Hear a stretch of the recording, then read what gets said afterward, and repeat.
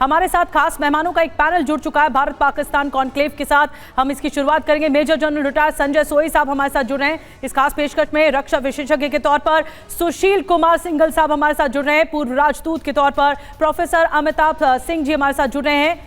विदेश मामलों के जानकार के तौर पर अजीम भट्ट साहब हमारे साथ जुड़ रहे हैं, पाकिस्तानी पत्रकार जो कि लाहौर से हमारे साथ जुड़ेंगे और श्रीनगर से भी हमारे साथ सहयोगी जुड़ेंगे। सभी के पास चलेंगे, लेकिन शुरुआत बड़ी खबर से। भारत के एक्शन पर पाकिस्तान में बहुत खलबली मची हुई है। शहबाज शरीफ ने बड़ी बैठक बुला ली है। शहबाज ने राष्ट्रीय सुरक्षा समिति की बैठक बुलाई है। बैठक में तीनों सेना प्रमुख भी शामिल होंगे।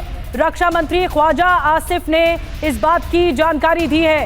तो देखिए, पाकिस्तान में खलबली मचना लाजमी है और जैसे भारत में सीसीएस की बैठक बुलाई गई थी, अब पाकिस्तान में ये बैठक बुलाई गई है जिसमें तीनों सेना के प्रमुख शामिल होंगे। पाकिस्तान की तरफ से अब देखना होगा कि क्या आगे किया जाता है।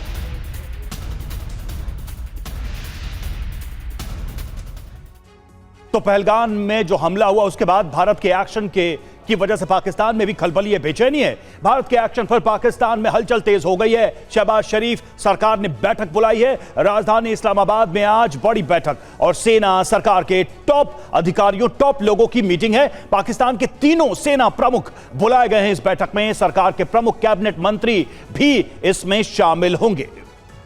तो भारत की कूटनीतिक स्ट्राइक है, लेकिन अभी बदला बाकी है। ये कूटनीतिक स्ट्राइक के बारे में आपको बताते हैं और जिससे खौफ में है पाकिस्तान। बड़ी बातें क्या है? पाकिस्तान को भारत के जवाबी हमले का डर है। दहशत में रह रही है पाकिस्तानी वायुसेना, यानी जो वहां की एयरफोर्स है। पाकिस्तान की पूरी फौज इस वक्त अलर्ट पर है। पाकिस्तान फॉरवर्ड बेस को एलओसी पर अलर्ट कर दिया गया है।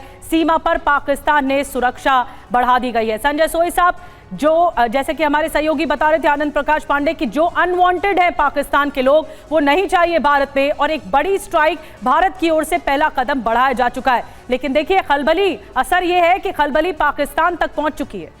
नहीं, बिल्कुल। देखिए, ऐसा है कि बहुत ज़रूरी था ये और पाकिस्तान को महसूस होना चाहिए कि जिस प्रकार से वो आतंकवाद का साथ दे रहे हैं उसका क्या हल हो सकता है, क्या उसका फल में उनको मिल सकता है। पहले तो जैसे भी आपने बताया कि कूटनीतिक स्ट्राइक, दूसरा मिलिट्री स्ट्राइक, तीसरा एक इंटरनेशनल लेवल पर भी इनके ऊपर जो दबदबा बनाना चाहिए, दबाव बनना चाहिए।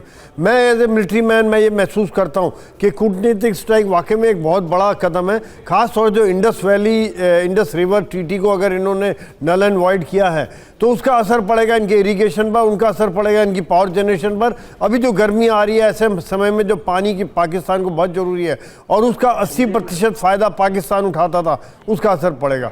एज ए मिलिट्री मैन मैं ये भी कहना चाहूँगा कि बहुत ज़रूरी है अभी कि पाकिस्तान की सेना जो आतंक को पनपती है, आतंक को भेजती है भारत में, उसको इसका खामियाजा भुगतना चाहिए। ये आतंकवादी तो एक कठपुतली हैं जिनको वो ट्रेन करके भेज देते, कहते भैया जाओ मरो। उनका दिमाग भ्रष्ट करके उनको वीडियो दिखा के, फोटो दिखा के भेजते कि जाओ आपका काम है ये करो। उनके लिए 2 मरे, 4 मरे, 10 मरे कोई फ़र्क नहीं पड़ता। जब तक जो जिसको कहते हैं हेड को, जब तक सेना को चोट नहीं पहुँचेगी, जब तक उनके कॉफिन, उनके कफन, लाशें घर नहीं पहुँचेंगी, तब तक उनको मैसेज नहीं होगा। बाकी तो उनके लिए डिस्पोजेबल है। यही एक मेरे हिसाब से कहीं ना कहीं एक काइनेटिक एक्शन यानी कि जोरदार मिलिट्री एक्शन की भी ज़रूरत है। चाहे आज हम ड्रोन के द्वारा करें, मिसाइल के द्वारा करें, और ये फिर रिपीट होना चाहिए। जब भी ऐसी कार्रवाई हो हम करें। ये नहीं कि एक बार सर्जिकल कर दिया, एक बार बालाकोट कर दिया, उसके बाद चुप बैठ गए, फिर रजौरी हुआ, ये हुआ, ठीक है भैया करेंगे।